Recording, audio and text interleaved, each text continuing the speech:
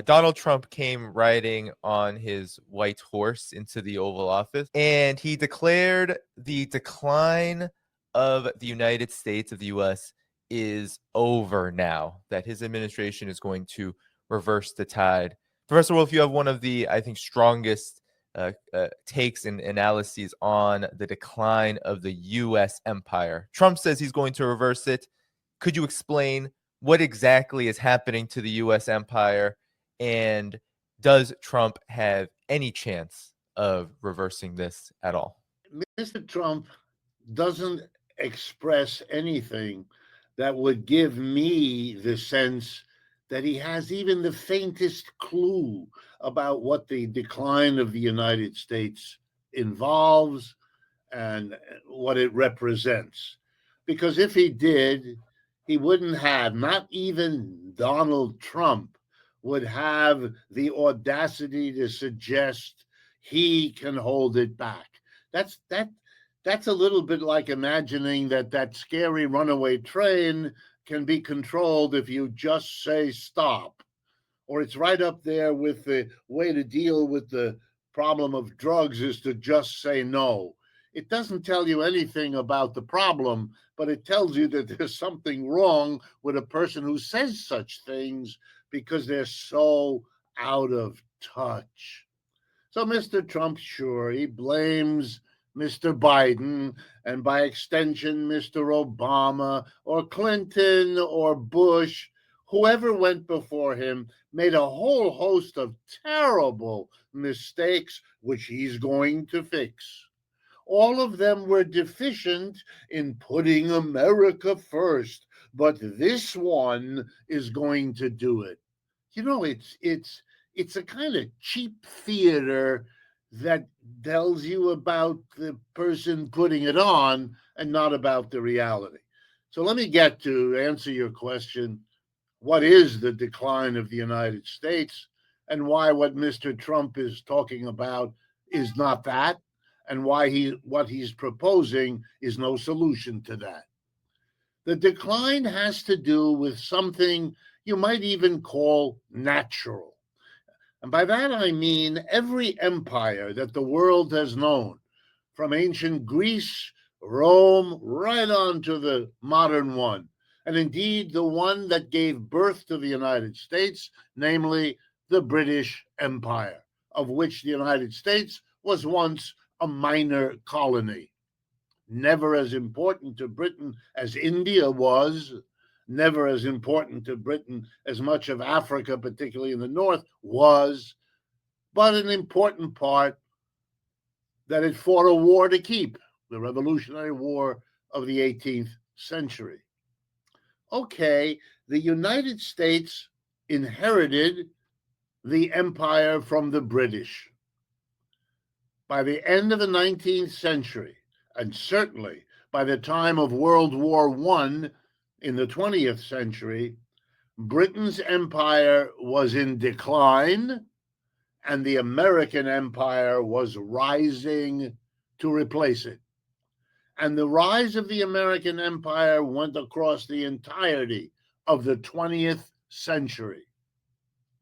It was a good ride for the United States in the sense that across the rise of the empire, almost all boats were lifted.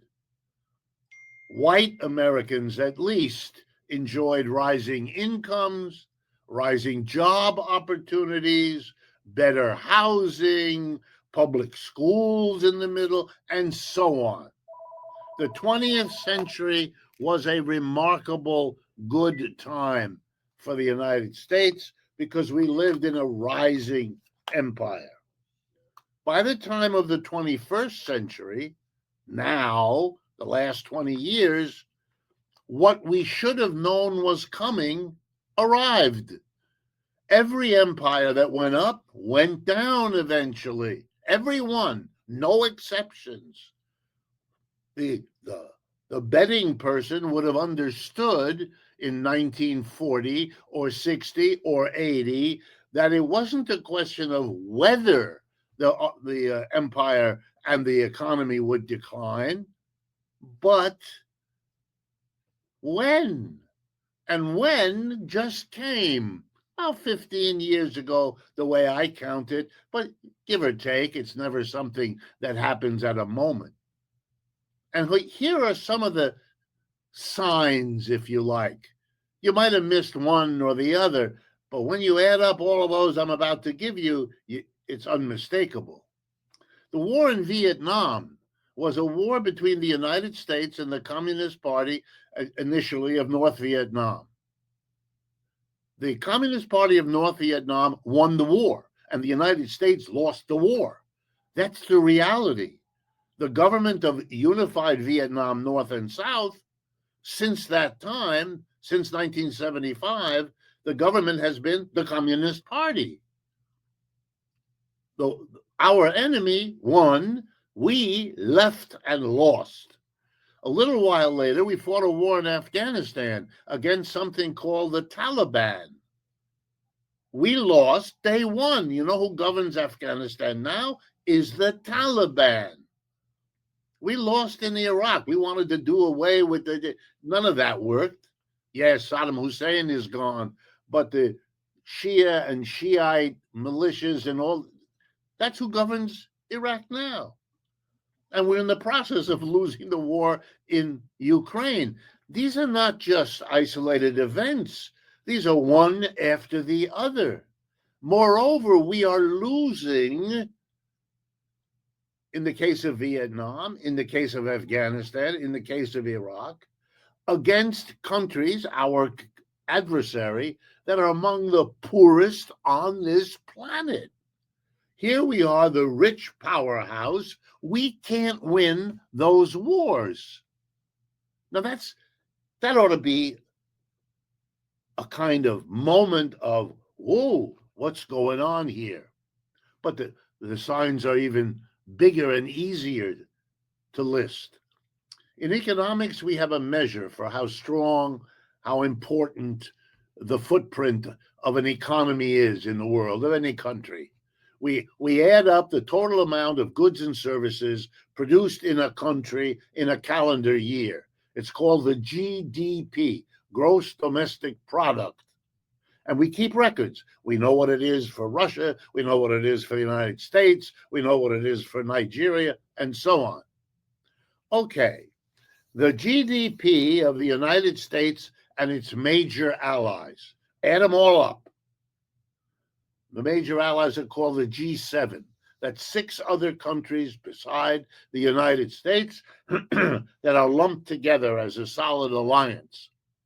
Although nowadays with Mr. Trump, how solid it is, we can talk about. But those 6 other countries are Canada, Japan, Britain, France, Germany, and Italy. The G7, the group of 7 of these powerhouse nations, they were the core of the period of the American Empire. They were where everybody went who needed money. Any country wanted to build a railroad, they go there, make a loan, make an investment, work it out. They go to Washington, they go to London, etc. Now there's a new player in town. They are not the only economic power. And what it turns out is since 2020, that's 5 years now, they are not even the number 1 economic power, let alone the only one. They've been displaced. There's another center for world wealth and power. The core economy there is the People's Republic of China. With its allies, we are called the BRICS, BRICS, Brazil, Russia, India, China, South Africa, to which a whole bunch of other nations have been added. Now I count them about 22 altogether. And what's interesting about these 22 is that together, their GDPs, if you add them up, are significantly bigger than what you get if you add up the GDPs of the G7, the United States and its allies. For the United States and its allies, you add it up, it's about 28% of the world output. If you add up the GDP of the BRICS, it's about 37% of the world's output. Uh-oh, that's where the wealth is concentrated in the world today, not in New York and London. And you know what? It's showing up everywhere. Every African country thinking about building a railroad, do they go to Washington and London to get financing, to make arrangements? Sometimes. But they can play these two powerhouses against each other, and they all do. They then go to Beijing or New Delhi or somewhere, and they see if they can get a better deal, which they often do, which is why railroads right now in Africa are being built more by them than by the G7. And I could go on and on and on. The International Monetary Fund, an institution set up by the United States and the G7, and faithful to them, and supportive and biased toward them, issues an annual list of how each economy is growing. Not how much GDP they have, but how is that GDP growing? They released, just last week, they released their numbers for the year 2024 just completed. The United States economy grew 2.8%, right? The Chinese economy, 5%. That's almost double. In other words, the gap is growing. India's growth, according to the International Monetary Fund, in 2024 will be about 7%. That's almost 3 times the rate of, in other words, the gap between them is getting bigger. That's because we are, relative to them, declining.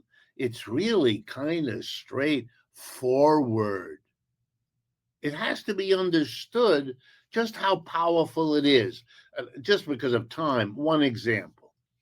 The United States decided that it could not dare fight a war with Russia in the Ukraine using nuclear weapons, because then we all die and the game, the absurd game, is over.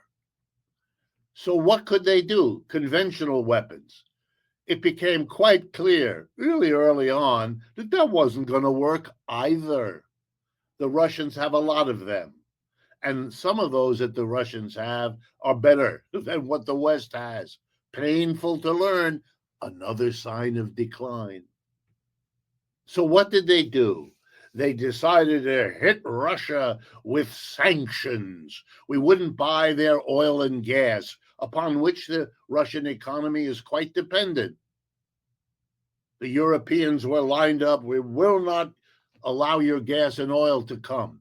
As if to make it crystal clear, somebody blew up the Nord Stream pipeline there. So it literally could not come because the pipeline was destroyed. Well, what happened? Miscalculation. What kind of miscalculation? Turns out the Russians could sell their oil and gas somewhere else. If the Europeans didn't buy it, they would sell it to India and China, which absorbed it all. No problem. The West hadn't figured it out. The West hadn't planned. The West hadn't seen that possibility. So with all the sanctions, the war got lost anyway. Mr. Biden said, we'll bring Russia to its knees. It didn't happen. The Russian ruble will collapse. It didn't happen. The biggest economic fallout from this war against Russia was the European economy, which is in very deep decline as we speak. It meant that the calculators in Washington, who thought that the sanctions war would solve the problem, didn't understand the decline of the American economy. Mr. Trump cannot reverse any of this. The idea that he should have such power is a kind of megalomania, which even he doesn't quite rise to, although I may be wrong about that.